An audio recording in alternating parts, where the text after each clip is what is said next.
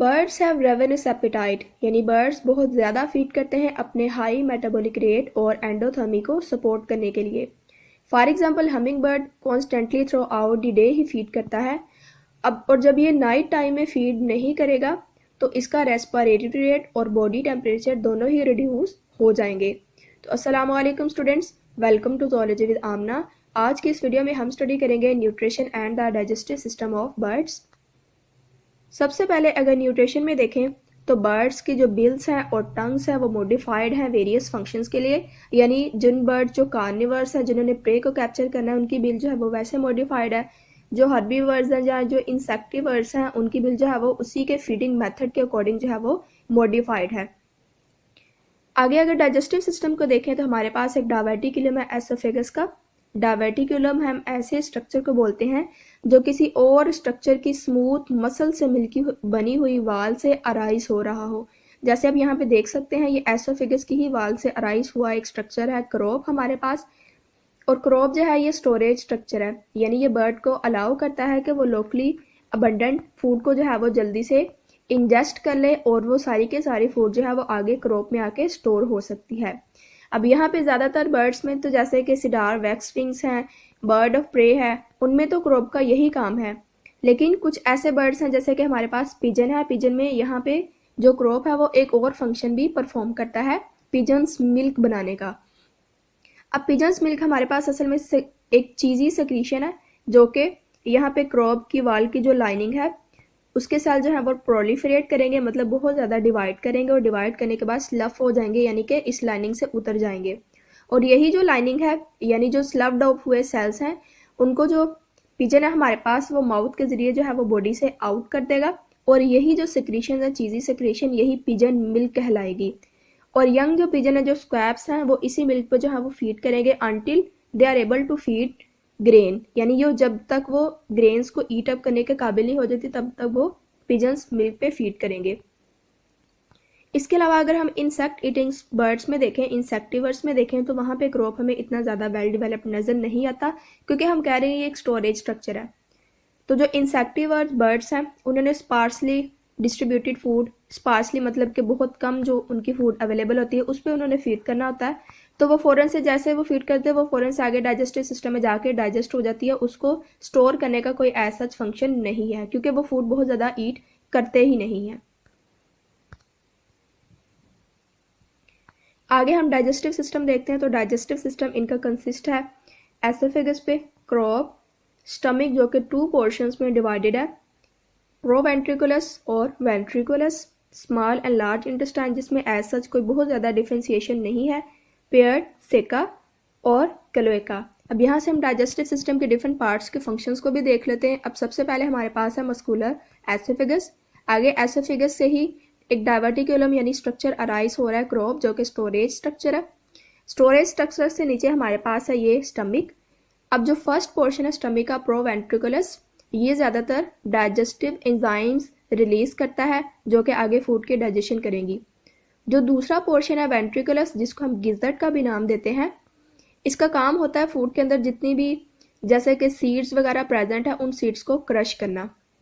इसकी वाल जो है वो मस्कुलर है। और यहाँ पे इंटरेस्टिंग बात यह है कि इन सीड्स को क्रश करने के लिए बर्ड्स जो हैं वो खुद भी अपनी फूड के अंदर जो है वो कभी कभी सैंड या दूसरे एब्रेसिव्स जैसे कि रॉक पार्टिकल्स को जो है वो इंजेस्ट कर सकते हैं ताकि गिज़र्ट को अपना फंक्शन परफॉर्म करने में आसानी हो। तो गिज़र्ट का यहाँ पे काम होता है फूड को जो है वो क्रश करना, हार्ड फूड मटेरियल को। और आगे हमारे पास आ जाती है इंटेस्टाइन। और मेजर जो डाइजेशन है हमारे पास वो हो रही है स्मॉल इंटेस्टाइन के अंदर। अब स्मॉल इंटेस्टाइन में ज़्यादातर पैंक्रियाज और लिवर जो है वो अपनी सिक्रीशंस रिलीज़ करेंगे, डाइजेस्टिव एंजाइम्स रिलीज़ करेंगे और जो डाइजेशन है हमारे पास वो स्मॉल इंटेस्टाइन के अंदर होगी। अब स्मॉल और जैसे कि आपको बता रही हूँ कि स्मॉल और लार्ज इंटेस्टाइन के अंदर जो है वो ऐसा डिफ्रेंसिएशन नहीं है, ऑलमोस्ट एक ही स्ट्रक्चर हमें नज़र आ रहा है। लेकिन जहाँ पे स्मॉल और लार्ज इंटेस्टाइन आपस में मिल रही हैं, फॉर एग्जांपल यहाँ से स्टार्ट हो रही हैं, तो यहाँ पे हमारे पास एक और स्ट्रक्चर पेयर्ड सेकी नज़र आएंगे। पेयर्ड सेका जो है वो हमारे पास इस तरह से सैक लाइक स्ट्रक्चर्स हैं और इन सैक लाइक स्ट्रक्चर्स के अंदर जो है वो बैक्टीरिया प्रेजेंट होते हैं। और ये बैक्टीरिया ऑफ कोर्स एक एंजाइम सेलुलोज बनाते हैं जिसका काम सेलुलोज की डाइजेशन करना है। नेक्स्ट हमारे पास लास्ट स्ट्रक्चर है डाइजेस्टिव सिस्टम का, क्लोएका। अब यहाँ पे आप देखें तो बर्ड्स के अंदर क्लोएका है, एनस नहीं है। क्लोएका और एनस में क्या डिफरेंस है? भाई एनस तो सिर्फ और सिर्फ अनडाइजेस्टेड वेस्ट प्रोडक्ट्स जो बनती हैं उसको रिमूव करते हैं बॉडी से, लेकिन क्लोएका हमारे पास एक कॉमन ओपनिंग है जो कि नाइट्रोजनस वेस्ट प्रोडक्ट को भी रिमूव करती है, अनडाइजेस्टेड वेस्ट प्रोडक्ट को भी रिमूव करती है, और इवन जो रिप्रोडक्टिव प्रोडक्ट्स होती हैं यानी जो स्पर्म्स और एग्स वगैरह उनको भी बॉडी से आउट करने का काम क्लोएका ही हमारे पास करती है। अब ज़्यादातर बर्ड्स में क्लोएका जो है वो प्रेजेंट है। इवन हमारे पास एक इंटरेस्टिंग केस है ओल का। अब इस ओल के अंदर भी क्लोएका प्रेजेंट है, लेकिन इस क्लोएका का काम जो है वो रिप्रोडक्टिव प्रोडक्ट्स को तो बाहर निकालने में है ही, नाइट्रोजनस वेस्ट को भी रिमूव करने में है, लेकिन क्लोएका का काम यहाँ पे अनडाइजेस्टेड वेस्ट को रिमूव करने में नहीं है, सिर्फ और सिर्फ ओल के अंदर। फिर ओल जो है वो अपनी अनडाइजेस्टेड वेस्ट प्रोडक्ट को कैसे रिमूव करता है? तो ओल जो है वो पैलेट्स बनाता है। पैलेट्स मतलब इस तरह के राउंडेड से स्ट्रक्चर बनाता है, फर के, फीदर के और बोन्स के, क्योंकि हमें पता है ओल जो है वो कार्निवर है, उसने प्रे को कैप्चर करके फीड करना होता है। तो जब प्रे के अंदर से सारे की सारी जो है वो न्यूट्रंट्स इसके ब्लड के अंदर एब्जॉर्ब हो चुकी होती हैं, तो जो रिमेनिंग अनडाइजेस्टेड वेस्ट जिसके अंदर फर भी आ जाएंगे, फीदर भी आ जाएंगे और बोन्स भी आ जाएंगे, जब वो बच जाएगा तो उसकी पैलेट्स बनाएगा इसका डाइजेस्टिव सिस्टम इस तरह की। और ये पैलेट्स जो है ये आगे वेंट्रिकुलस, प्रोवेंट्रिकुलस और आगे जो है वो माउथ के रास्ते इनकी बॉडी से इजेक्ट होती हैं, यानी माउथ के रास्ते जो है ये अपने अनडाइजेस्टेड वेस्ट को पैलेट्स की फॉर्म में रिलीज करते हैं। फीडिंग हैबिट्स ऑफ बर्ड्स में देखें कि बर्ड्स ज़्यादातर क्या चीज़ें फीड करेंगे।